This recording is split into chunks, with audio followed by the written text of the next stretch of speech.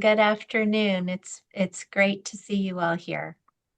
Well, our session today is called Investigating Objects from Inquiry to Action. I'm joined today by Orlando Serrano. He is the head of PK-12 learning at the Smithsonian National Museum of American History. My name is Philippa Rappaport. I'm the head of education and engagement at the Smithsonian Office of Educational Technology, which is a central education office at the Smithsonian, and the office behind the Smithsonian Learning Lab. And behind the scenes, we have Rhett Ransom, also with the Office of Educational Technology, providing IT support. So we're so pleased that you're all here. I see you're all starting to introduce yourselves. That's wonderful. So in our session today, we'll explore how material culture can be a point of departure for inquiry, analysis, research, and information sharing. Orlando will share techniques that he's developed from his time both as a classroom teacher and also as a museum educator. And you'll leave this session today with resources to help cultivate learning in your classroom or activate learning, and also a deeper understanding of the never-ending process to become one nation. Orlando is a longtime educator at the Smithsonian, and I'm just so pleased that he was able to lead our session today. So you're already introducing yourselves in the chat. Thank you. A few logistics as we're getting started. If you need captions, you can just turn on that Show Captions button. We also want to make it as interactive as possible today, so please continue to share your thoughts in the chat. You can also use the Q&A button, and we'll be checking both. If we don't respond immediately, we will by the end of the session, although we really want to respond as much as possible in real time. So today's session is one in a series of 10 that we're doing across the year, and this is called Celebrating America at 250. And this series is really intended to explore teaching techniques, strategies, and resources that help tell the story of America's 250th and support student learning at this milestone moment in American history. The series celebrates well-known people, events, and accomplishments, and also provides opportunities to discuss lesser-told histories that together form our national narrative. Our goal is that you'll leave each session with a collection of techniques and ideas to help students think critically, recognize their own value, appreciate others' perspectives, and gain confidence to be engaged learners. In fact, our next event in the series, we had to reschedule a couple because of the shutdown. So we have another one next Wednesday, December 17th, and that one will be exploring our sightlines, integrating local stories across subject areas with educators from the Smithsonian Asian Pacific American Center. So the page that you see here is one page where we've gathered all of the events. That's where you can register for upcoming sessions, and you can find archived sessions here too. And we'll be updating this page throughout the year. And I'll post that link in the chat as well. We also create a Learning Lab collection for each of our sessions. So I'll also post the link in the chat to today's collection. And we do this so that you don't have to keep going back and forth between different windows. We have everything that Orlando will share today is in this collection. And we'll look at that again together later also. So let's get started. A reminder for everyone that this session is being recorded. And for those of you who have been to a Cultivating Learning, you know that we like to start out with a question. So today's question is, what is one of your favorite stories, a book or a movie or a series? And I'll turn it over to Orlando to take it from here. Hello, everybody. Thank you, Philippa, for inviting me to be here with you all. Thank you, Rhett, for all your support behind the scenes to make sure this goes off as seamlessly as possible. Yeah, thank you all for being here this afternoon and sharing, or morning or evening, depending where you are. But regardless, thank you for using some of your time in your day to be with us and to be with each other. hopefully we can learn from one another during these 40 minutes or so that we get to be together. As Philippa mentioned, I am currently the head of pre-K-12 learning at the National Museum of American History. And prior to that, I was a classroom teacher in Washington, D.C. And I always bring that up because it's a very formative experience for me in terms of how I think about the world, but also really how I think about learning and what learning is, and how learning happens, and just the wealth of information, knowledge, experience that young people bring to classrooms, that continue to shape me and impact the way I think about the work that I do. And you're going to see that in our time together today as I continue to draw on their work that they share with me when I got to be in a classroom with them. Okay, so the reason I chose the question that I did is I'm seeing folks put, answers in the chat. Yes, Star Wars does count. His Dark Material series, that's a very good one. Oh yeah, podcast count. I was also, so Philip has been very patient with me. I am a tinkerer. I have a hard time walking away, putting down a pencil and moving on. And I changed this question, 20 minutes ago, for the last time. And I meant to add, yes, podcast count, but also any like folk tales that you may have heard at home, right? So like right now, our 4-year-old daughter keeps on at. So last Thursday was St. Barbara's Day. My partner's family are from Calabria in Italy, and St. Barbara is the patron saint of the town. And on December 4th, she is celebrated. And one of the ways that she is celebrated is folks get together, make a small, like a hard breakfast bread, akin, like a cousin of biscotti, called frazzini. And so last week was her first year making frazzini and contributing to the effort. And then we go and we share with our neighbors. And so she's been asking about St. Barbara's Day and frazzini and Calabria. So like right now, the story of St. Barbara is very top of mind for our 4-year-old. My Side of the Mountain, Mr. Benedict Society. The other reason I asked this question is, folks have asked me before, like, why do you do what you do? How, why is this work the work that you've chosen to do? And my answer is, I come from a long, long line of storytellers. I enjoy a good story, both sharing one and hearing one. And my favorite story is, at the moment, Ceremony or Almanac of the Dead, both of which are written by Leslie Marmon Silko, a Laguna writer. They're just beautiful books about the act of storytelling, the way that storytelling shapes our lives, the way that the stories that we receive shape our lives. So I'm curious. Shawshank Redemption, Babe. I've never seen Babe. That is a glaring hole in my. I know, Philippa. I've never seen it. Okay. So all this is a way to introduce that we are going to talk about storytelling and where we find them. And the reason I like to frame most of the work that I do as storytelling or story writing or story collecting is, that's how I think of US history. It's a story, it's a narrative that has been going on. And I think about it as an anthology that, they're one of my favorite collections that gets published every year is the best nonfiction essays or the best short stories, the best science fiction, a collection of stories that happen at the end of every year. And that's kind of how I think about US history. There's something new that happens all the time. And before we even get started, I want us to consider and think about US history as this breathing organism that is constantly being revisited and added to.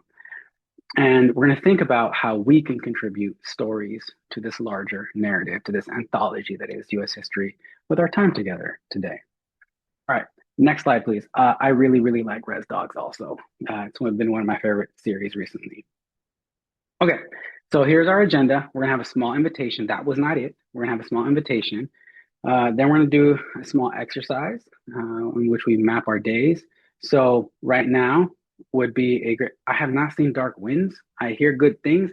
I know Big, the actor who plays Big in Res Dogs, is also in Dark Winds. it's on my queue, but with a 4-year-old and a 9-month-old, there's not much TV watching that happens in our home at the moment. Um, Now is a good time. Thinking of mapping our days, please, if you can, have a blank sheet of paper. As I'm going over the agenda, gather a blank sheet of paper. It doesn't need to be big, just needs to be large enough for you to write on. And two different writing utensils. It could be a pencil and a pen. It could be a pen of two different colors. But the idea being, I would like you to have some contrast when we do our mapping exercise. Then we're going to have some points of departure, and I'm going to ask you to identify a portal to a new kind of story. And then we'll have some time for a question and answers. Next slide, please.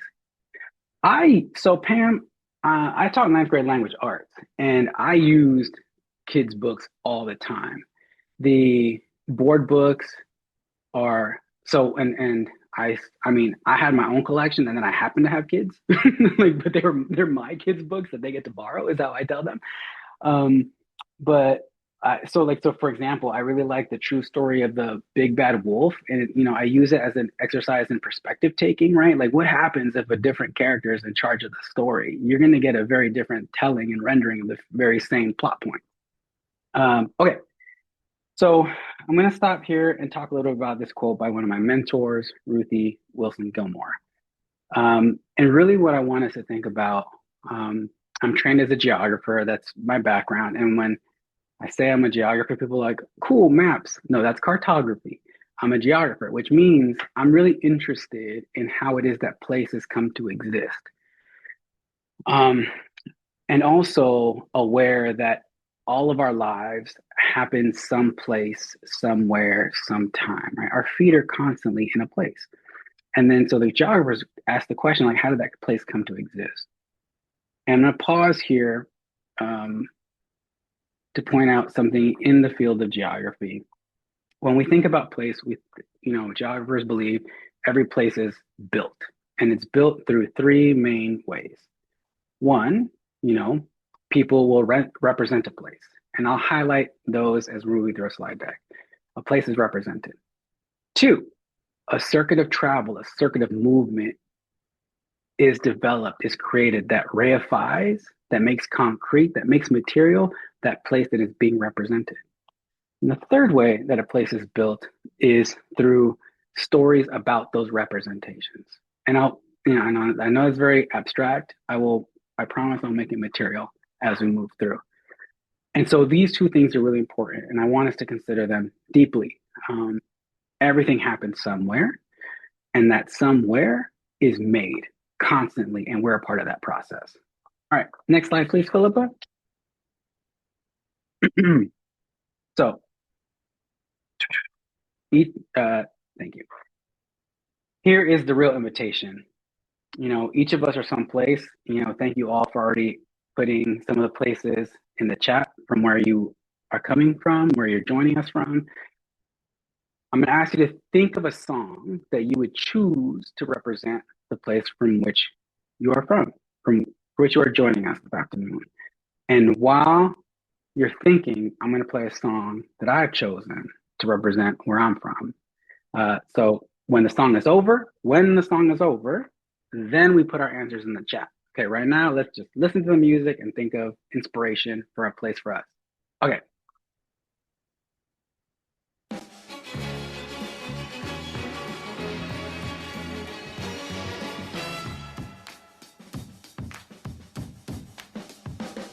Like a sound you hear that lingers in your ear, but you can't forget from sundown to sunset. Nah. It's all in the air, you hear it everywhere. No matter what you do, it's gonna grab a hold on you. California soul. California soul. The sun comes up every morning now, and if you listen, oh, so carefully, the winds that ride on the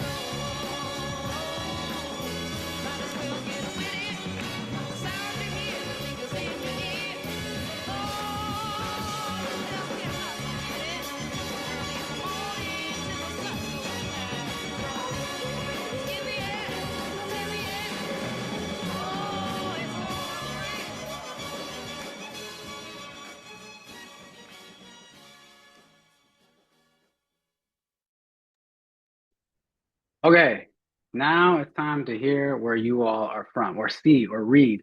Okay, Professor Longhair. Oh, Marty, New Orleans. Excellent, excellent. Okay. Okay, so a little bit about this exercise. So, um, I really like to do this, especially when I'm in person with folks with whom I'm going to be working. Boston by Dermot Kennedy, Indiana Wants Me, or hold on, We Didn't Start the Fire by Billy Joel. Okay, hold on, I'm going to read some more. Meet Me in St. Louis, St. Louis. I don't know how to say that, to be honest. People say it differently. No Sleep Till Brooklyn, Beastie Boys, excellent. Under the Boardwalk, The Drifters. Okay. All right. So as these keep on coming in, when I'm working with folks over a period of time, I like to do this and then put a playlist together, and then that becomes our working music for our time in a multi-day workshop. Because people get super excited when their song comes on. So like if Sitting on the Dock of the Bay came on, folks would get excited. Or Midnight Train to Georgia. Oh, uh, thank you, Ashley. Welcome to DC. Excellent.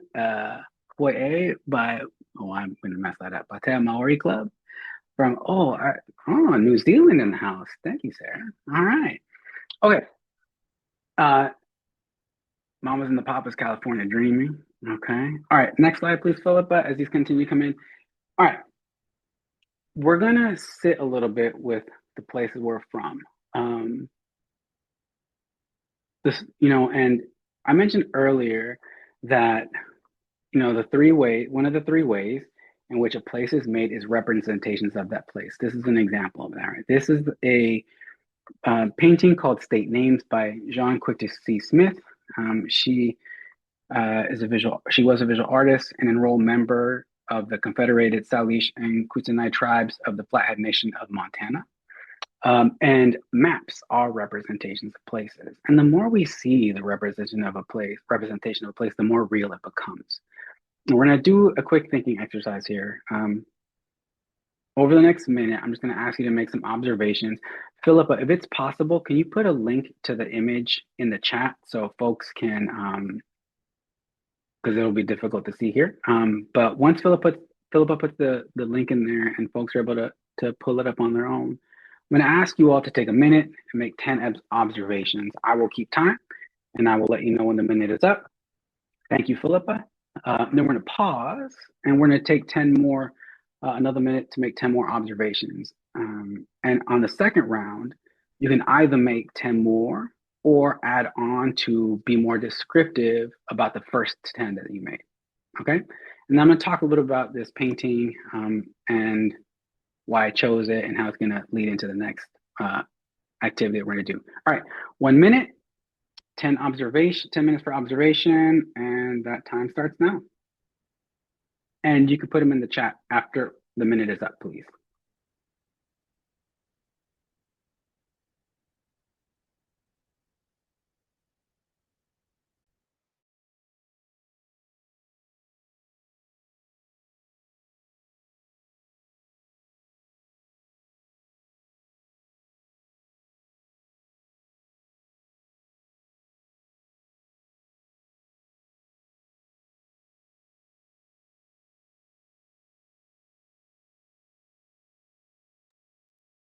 About 30 more seconds to go for those initial 10 observations.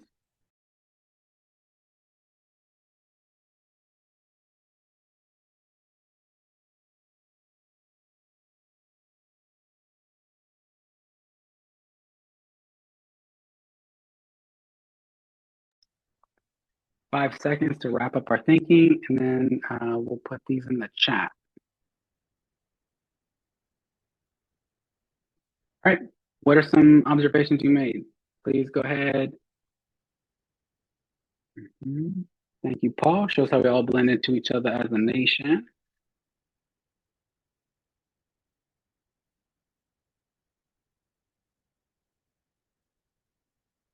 The water's black. Thank you, Trish. Multiple colors. Not all state names appear. A lot of states on the coast are completely covered. Paint is running. The U.S. is contiguous. North America is melting. Certain states are named states and Midlands. The USA is the center point. Diluted colors. Mexico names were more clear. The contiguous states only names uh, earthy colors. There are drips, some spots of red. Okay, we're gonna pause. Let's close our eyes. Sort of like smelling coffee when you're seeing different scents of perfumes to decide which one you're gonna pick. So you got to clear your palate. Let's close our eyes. Let's open them again. Another minute to take 10 more observations.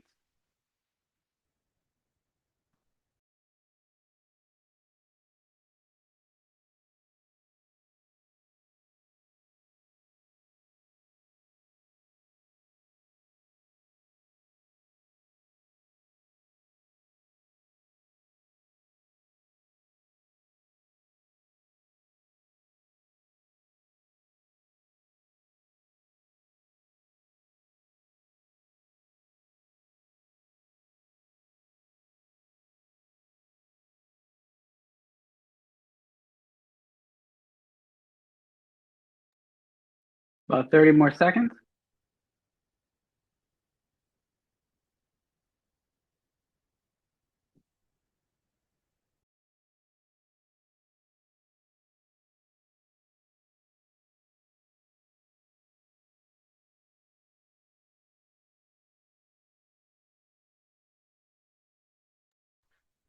All right. Second round of observations. What do we find this time? Or what did we add on to? The red is not dripping. Great Lakes are misshaped. Alaska, and Hawaii are named but not shown. Most East and West coasts don't have place names associated with them. Why is there but should not be? Some borders are not very visible. I see animals behind the black. The map includes parts of Canada and Mexico. Some drips are two-toned. Oh, Alaska and Hawaii are there. Most of the dripping is in the middle, not much into the water as much. Okay. As folks keep on putting in their observations, I'm going to tell you a little bit about this painting and the work of Quick to See Smith. So the names that are visible, and as Ashley pointed out, they look kind of like they're on newsprint, are all the place names of what we now call the United States that are derived from indigenous place names. So you'll see a lot of the concentration of place names, especially in the middle, right? There's lots of tribes in the middle, some because they were there, some because they were forced to go there. That's also why you see some of the place names in what we now call Canada and in what we now call Mexico.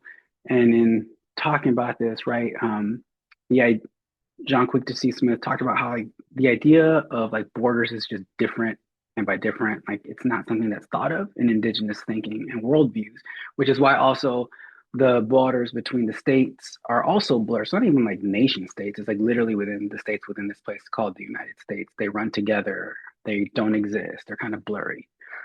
And there's another painting, another work of art that we're going to show at the very, very end that does the work that I want, that for which I selected this painting, which is when we represent places, it becomes real to us, A.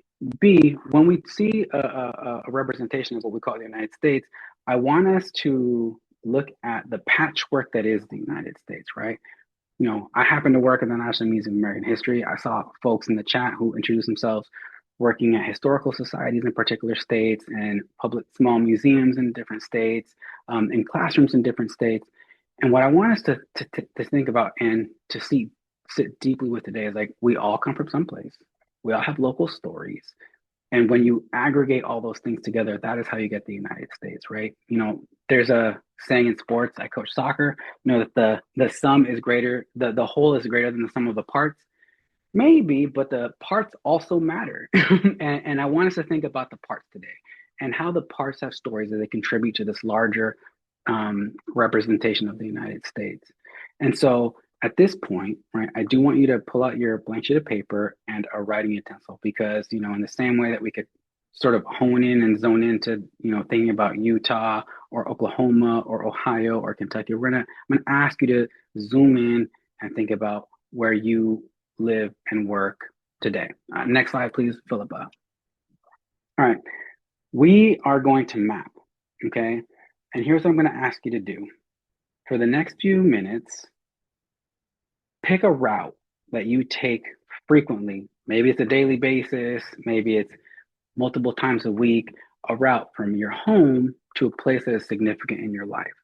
You know, the easiest is like work, but it could not be work. It could be place of worship. It could be community center. It could be the soccer pitch where you play 4 nights a week, or your kids play 4 nights a week.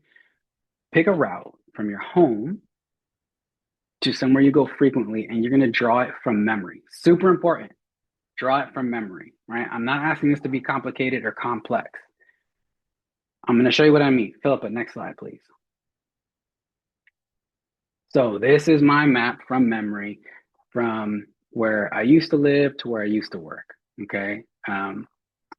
It's bare bones, and that's what I'm asking you to do, all right? So pick a place that you frequent often and map it out as best you can, focusing specifically on proper nouns of streets, businesses, parks. If there happens to be a monument that you pass along the way that you can remember, put that on your map.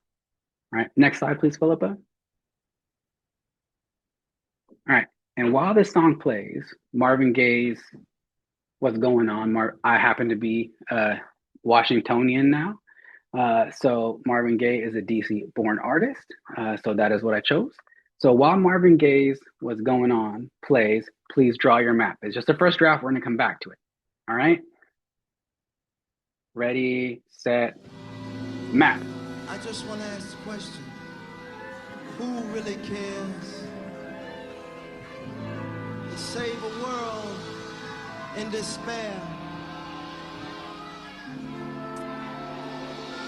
Who really cares?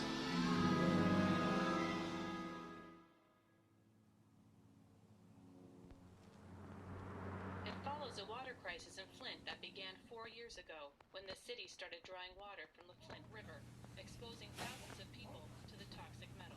Mother, mother, there's too many of you crying. Brother, brother, brother, 25, it's going to be a black male in a white t-shirt. there's far too many of you dying.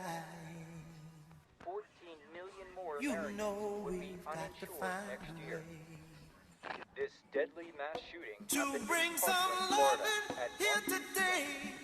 Yeah. Father, Father, we don't need to escalate. You see, war is not the answer, for only love can conquer hate. You know we've got to find a way to bring some love in here today. Oh, picket lines and picket signs. Don't punish me with brutality. Talk to me so you can see what's going on. What's going on? Yeah, what's going on? Oh, what's going on? Right on. Right on.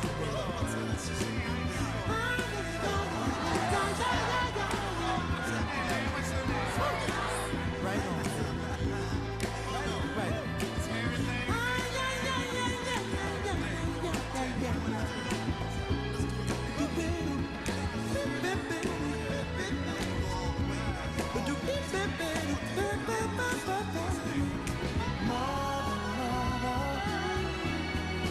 Everybody thinks we're at home. Oh, but who are they to judge us? Simply cause our hair is long. Oh, you know we've got to find a way. Bring some understanding here today. Picket lines and picket signs. Don't punish me with brutality. Come on, talk to me. You can see what's going on.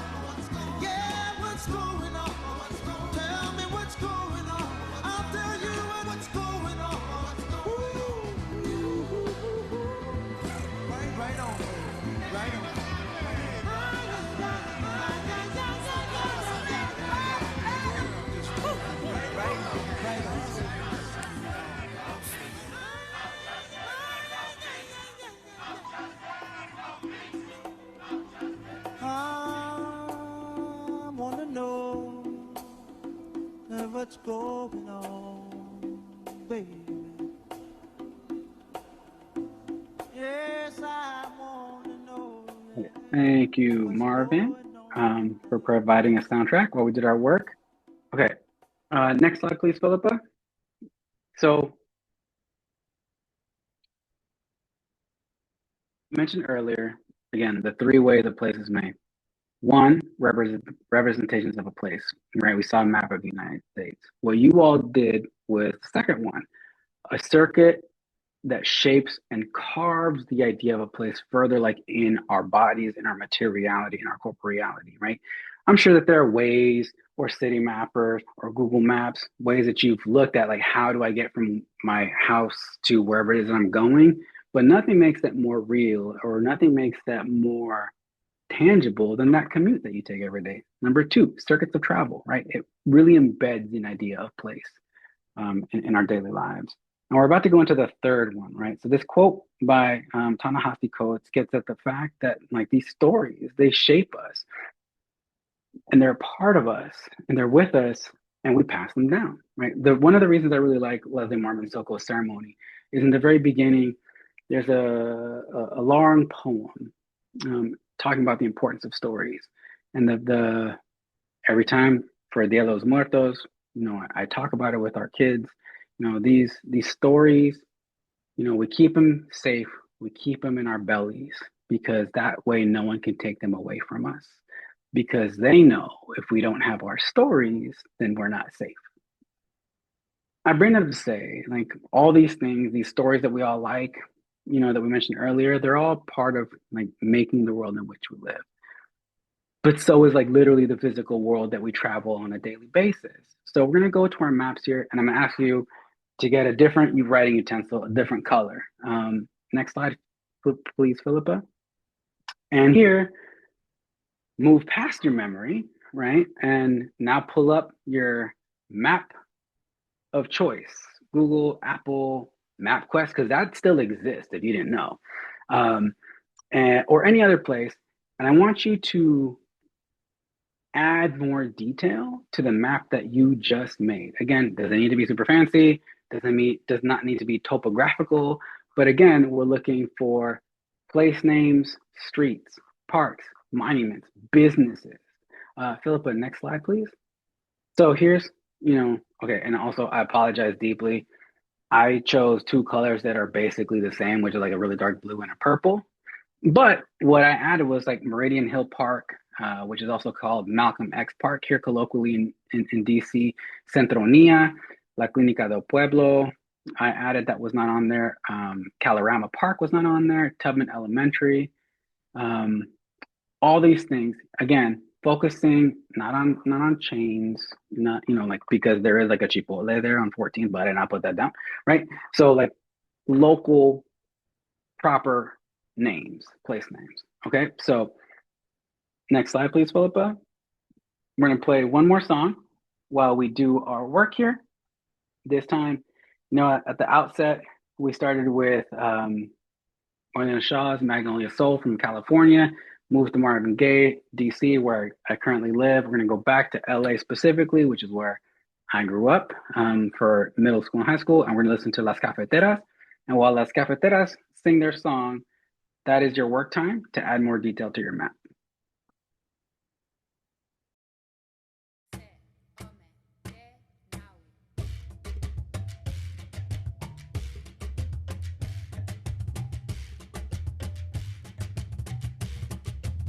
Es la banda rebelde que cantaré porque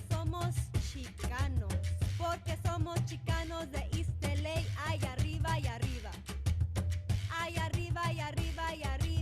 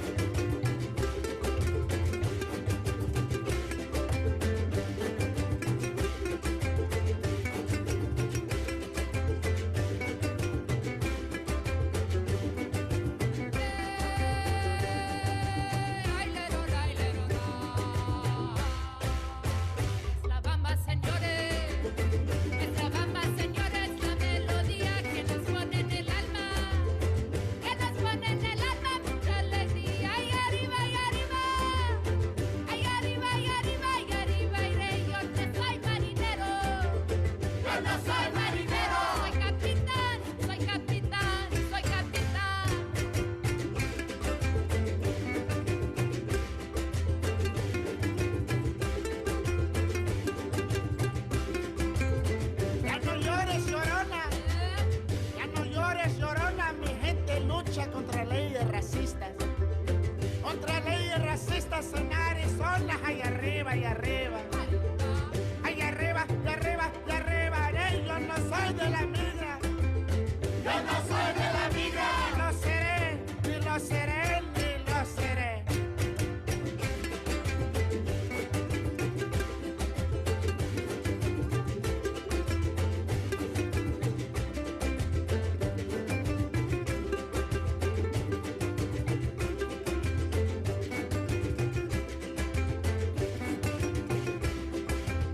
Yo sí vengo del valle, yo sí vengo del valle de San Gabriel, porque allí nos creamos nuestra familia, y arriba, y arriba, ahí arriba, y arriba, y arribiré. Yo no soy marinero, yo no soy marinero, soy chicano, soy chicano, soy chicano.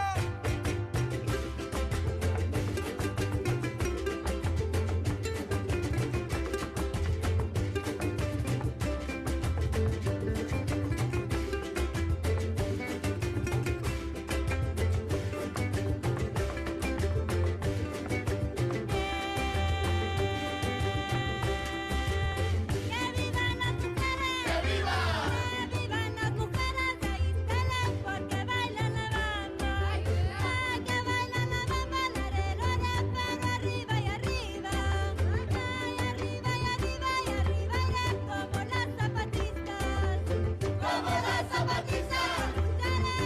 Lucharé, yo venceré. Mi chicana preciosa, mi chicana preciosa, mi corazón, la que tiene cateo, la que tiene cateo, mi corazón, allá arriba y arriba, allá arriba y arriba y arriba, yo no soy por la guerra, yo no soy por la guerra, te apoyaré, te apoyaré, te apoyaré.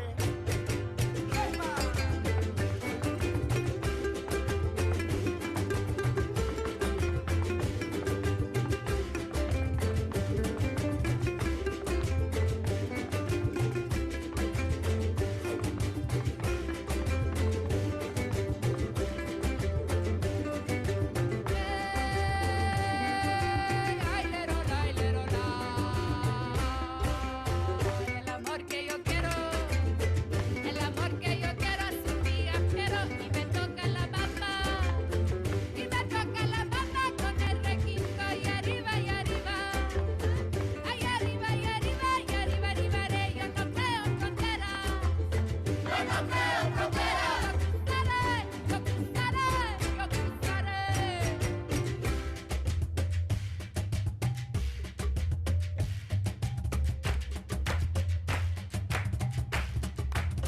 ¡Ay, la pido, la pido! ¡Ay, le pido de corazón que se acabe la bamba!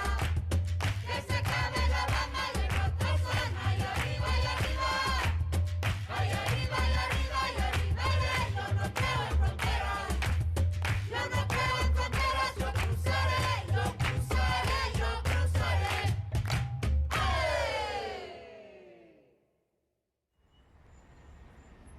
Okay, so now you all have a map that has been, you had an initial draft, you had a more in-depth draft.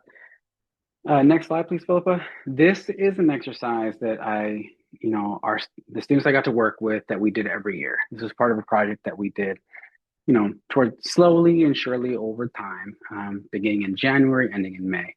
And what we did was, all students drew a map of their commute into school, and they picked up something that was on their map that they were unfamiliar with, or a place that they were familiar with and wanted to know more about, and they went and did some research. Next slide, please, Philippa. And so every spring, we would publish a new version of what we call the People's Guide to DC, which is a community classroom-based research project that we gifted to the adults in the lives of the young people I learned with every May. And they, selected different cultural, education, food, vocational, health resources that perhaps the community was aware of, perhaps they weren't. But it's a living website. It's really great because as we worked on a little bit more towards the end of my time, we started adding it and making it more like an alternative tour guide. So it'd be like, if you go to this place, there's this great mom and pop restaurant next door, or you might want to check out this books, this bookstore that's close by. But they all wrote the entries. They all did research on these places. And Philippa, next slide. So when I say I learn from young people, I learn from young people, and I really encourage you all to lean into the lived experiences of the young people who you get to work with and learn with, because they'll bring a lot. Next slide. So those are a couple of examples of some of the research that young people did as they put the website together. Another way that they used the map was, some folks wrote an entry like this. Some folks went and did an interview, especially, I'm thinking they did this with Centronia, and a couple of folks did this with a place called LAYC, which is the Latin American Youth Center, and the Gala Theater, which is a bilingual theater in Columbia Heights in the neighborhood in which I taught. Next slide, please, Philippa. And what they did is they collected oral histories and did interviews of folks who have worked there to tell a deeper story about the place in which they live. And so all of these are all examples of the third way in which a place is made, which is stories about a place that is represented, right? So these are all stories about Columbia Heights or the greater DC area. I mean, Northwest, and ended up being a lot of Northeast. But the more we tell these stories, the more real a place or a kind of place becomes, right? And it's interesting though, when we tell stories from the ground up, we get a different rendering. We get if we think back to the first image of Jean-Quic de C. Smith's State Names, the other reason I really like that painting is because it looks like a quilt, right? It makes visually clear that this thing called the United States is made up of lots of different places put together by a patchwork. I'm going to give you examples of other ways that folks have used visual art to tell stories about places. Next slide, please. This is one of my favorite objects in American history, which is the Immokalee Statue of Liberty. So here, the artist Cat Rodriguez has taken a national symbol, something that, an image that folks are all familiar with, and tied it and made it very place specific by putting a basket of tomatoes in one hand and a tomato on the other, as Immokalee workers, the coalition of Immokalee workers was struggling for fairer wages, better working conditions in Immokalee, Florida. Next slide, please, Philippa. This one is called Stono Rebellion, or The Stono Rebellion by Nugent Smith. And this was part of an exhibit at the National Museum of African American History and Culture. And what this artist did was imagined what a flag might look like if it was, we know about Nat Turner's rebellion, we know about the rebellion at Harper's Ferry. This was actually the first rebellion by enslaved folks in the United States, and it happened in 1739.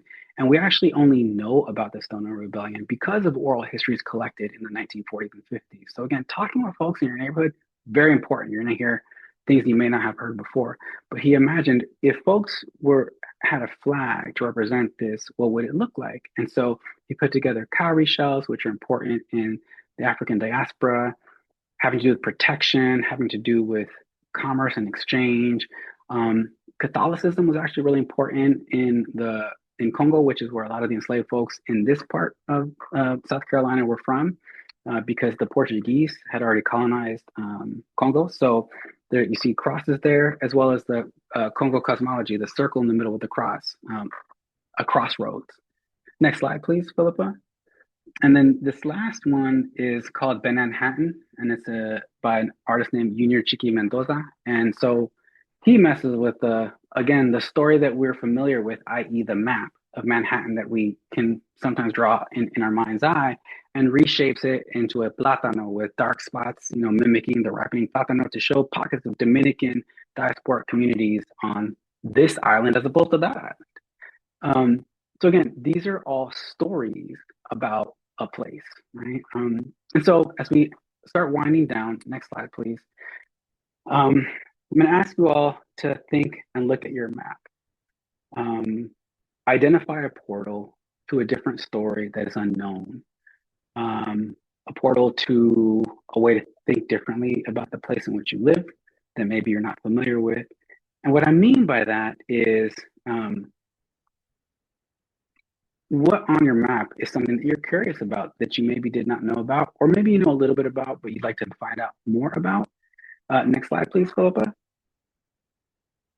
I really like this quote by Vanessa Angelica Villarreal. We know that the stories are not just representations. That's really what I want us to walk away with. One of the things I want us to walk away with, but they make our world in a particular way. You know, this is why Leslie Marmon Sokol says, like, we got to keep these stories safe. But we also can find new stories and shape the world in which we live a little bit differently. Next slide, please, Philippa. So, a couple minutes, look on your map. What is something that's curious to you that you'd like to know more about? And if you could, you know, we're not going to research this right now, but if you could, what way of sharing this story of shaping the place in which you live is interesting to you? Would you make a song or a poem? We didn't go over that, but I mean, in some way, Las Cafeteras do that, right? In some way, the person who put the video of Flint on top of the Marvin Gaye song is doing that, right? They're telling a different kind of story. Is there a community monument you'd like to put together? A documentary, a different community resource like People's Guide, a mural, something else? What is interesting to you, and what would it look like? What research project interests you? We'll take a minute, and then we'll share in the chat. And thank you, Pam. Yeah, that's a great connection to think about the Immokalee workers in conjunction with Cesar Chavez. Yes. Yeah.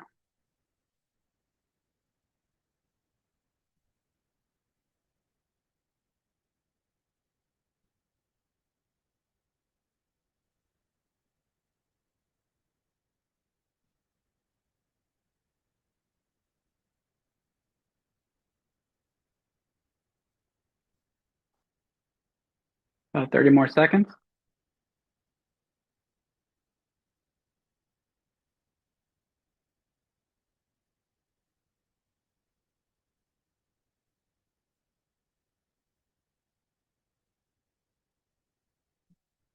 All right. What is the name of something close by on your map? And what would you like to shape based on research on that place on your map?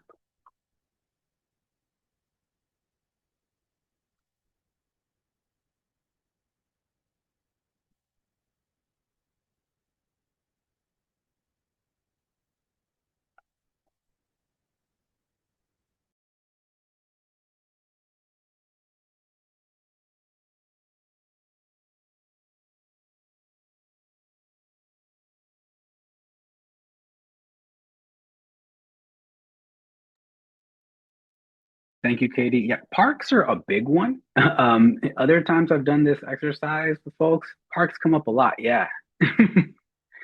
um, mm, Thank you, Sunny. A house where you live, built by my 1920s movie star. Mm. Okay, I cannot read all of these. That's Umstead State Park near Raleigh, North Carolina. A mural of Divine. Important to learn about queer community here in Baltimore. German cemetery along the cross from my childhood home. Yeah. Yeah, parks are interesting. You know, we don't think of them as monuments, but they kind of are. I mean, they're oftentimes named after fairly important folks in the local or national history. And seeing bus line, anything about the past. Electric streetcars and interurban lines. Yes, thank you, Kara. Okay. What I hope that you all take from here is that, you know, there are ways to contribute to U.S. history without leaving your neighborhood, without leaving where you work, and ways to get young folks whom you get to work with to be a part of that process. And I encourage you all to do so. You know, we're going to walk through the Learning Lab collection in a second. Next slide, please, Philippa. And as you like leave today and have dinner or go on a walk or whatever, oh, we did that. Sorry, we did the group share. This is, look at your map. This is an interesting thinking routine. You know, look at your map, and if it is a story, because it is, all maps are telling a story, right? Where is it? Is it in the beginning, the middle, or the end, right? And what part, as we sort of like thinking about the action part of it, yes, the action is the research, but the action is also like civic engagement, right? Like, is the story that the map of your neighborhood is telling? Is that the beginning? Is it the middle? Is it the end? And how can you be involved in that narrative process? All right, that's for you to think about as you leave. I want to thank you all for using some of your time to be here with us and be in community with us. Thank you for participating in the chat. Thank you for the wonderful songs that I will listen to later, some of which I did not know. And I will hand it over to Philippa. Thank you so much, Orlando. I almost said this at the beginning, but I always have the feeling when you present that I'm sort of entering into a poem or something. I mean, things just slow down and then I start to see more and think more. So I'm curious if other people feel that way too. So I'm going to stop sharing in just a sec, but I wanted to just ask you to walk us quickly through the Learning Lab collection and tell us what's in there. You don't have to go through everything, but just an overview. Yeah, of course. So at the very beginning, at the top line, the Explore the Activity is a direct link to the Jean Quick to See Smith painting that we started off with, and as well as links to the Immokalee Statue of Liberty and the Flags of Freedom by Nugent Smith and the Manhattan. And then also the what is it, Electric Superhighway, which was the other artwork that I referenced earlier about the United States. Also wonderful. Both of those are at Smithsonian American Art Museum, which Pam has also shouted out. They make wonderful learning lessons, learning resources as well. And then in the middle section, learn to about teaching techniques. Those are some of the different thinking routines that I alluded to. And then additional resources, there's the oral history. It's a little small pocket one. Some more information about American history specific education resources, including Becoming Us. And then my dear, dear friend Margie or Margaret Salazar Porcio talking about the Coalition of Immokalee Workers. But yeah, that's the Learning Lab. Great. Thank you so much. So I'm going to stop sharing my screen. Before I stop sharing, I wanted to just put up this QR code. We'd love to get your feedback about the program and help us always improve our programming.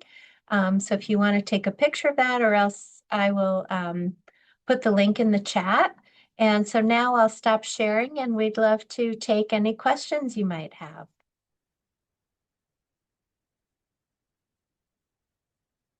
So I don't see any in the Q&A. We had such wonderful comments. Any questions from anyone?